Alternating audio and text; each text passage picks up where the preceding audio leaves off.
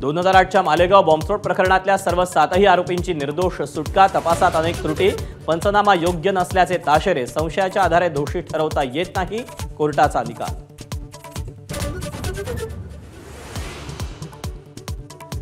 दुचाकी साध्वी प्रज्ञा सिंगची होती आणि आरडीएक्स कर्नल प्रसाद पुरोहितांनी पुरवल्याचं सिद्ध होत नसल्याचं कोर्टाचं निरीक्षण, निकालानंतर आरोपींना अश्रू अनावर। मालेगाव बॉम्बस्फोट प्रकरणात सरसंघचालक मोहन भागवतांना पकडून आणण्याचे आदेश होते। तत्कालीन तपास अधिकारी परमबीर सिंग यांच्याकडून आदेश आल्याचा माजी एटीएस पोलीस निरीक्षक महबूब मुजावर यांचा दावा। भगवा दहशतवाद असा प्रचार करणाऱ्या काँग्रेसनं हिंदूंची माफी मागावी, मुख्यमंत्री फडणवीसांची मागणी। काँग्रेसचं षडयंत्र कोर्टाच्या निकालामुळे उघड झाल्याची टीका।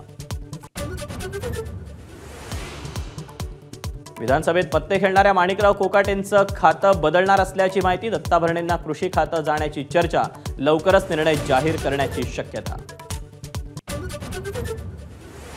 मुंबईत सह्याद्री अतिथीगृहावर भेटीगाठींनावे, अजित पवार आणि सुनील तटकरेंची मुख्यमंत्र्यांची चर्चा, तर दुसऱ्यांदा धनंजय मुंडे फडणवीसांच्या भेटीला।